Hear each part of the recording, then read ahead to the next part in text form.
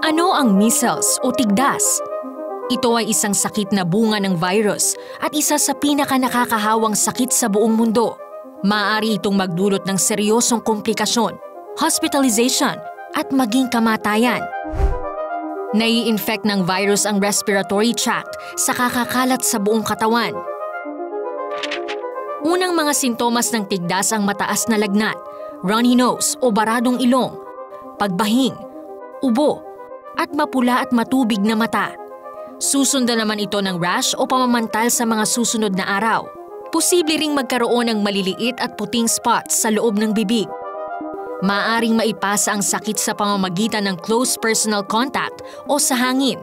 Kumakalat ang tigdas kapag nalanghap ng isang tao ang virus ng tigdas na inubo o binahing sa hangin ng isang taong infected nito.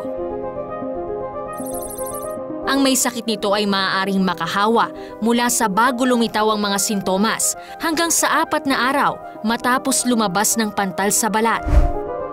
Pinakamataas ang risk ng pagkakaroon ng tigdas sa mga bata at sanggol na hindi bakunado kontra measles at ang mga mahihina o compromised ang immune system gaya kung may sakit ng leukemia o HIV.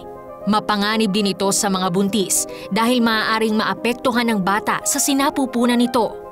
Posible itong mauwi sa miscarriage o pagkalaglag ng bata, stillbirth, premature birth o mababang birth weight pagkapanganak ng sanggol. Mangyaring kumonsulta sa medical professional kung sa inyong palagay ay mayroon kayo ng mga sintomas ng tigdas o kung may nakasalamuhang may sakit nito. Makatutulong sa paggaling sa tigdas kung magpapahinga at iinom ng maraming tubig, pag-inom ng gamot gaya ng paracetamol para sa lagnat, at pag-aalis ng crust sa mata ng may sakit gamit ang telang cotton na ibinabad sa maligamgam na tubig. Kung kayo ay may tigdas, iwasan ang close contact sa ibang tao, lalo na sa mga bata, buntis at mga taong mahina ang immune system. Mabuting wag na ring pumasok sa trabaho o paaralan habang may sakit.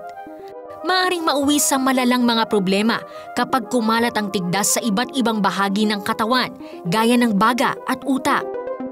Kabilang sa posibleng maging komplikasyon nito ay pneumonia, meningitis, pagkabulag at seizures. Upang maiwasang magkaroon ng tigdas, ugaliing maghugas ng kamay gamit ang sabon at maligamgam na tubig. Gumamit ng tissue kung uubo o babahing at itapon sa basurahan ang mga tissue na nagamit na.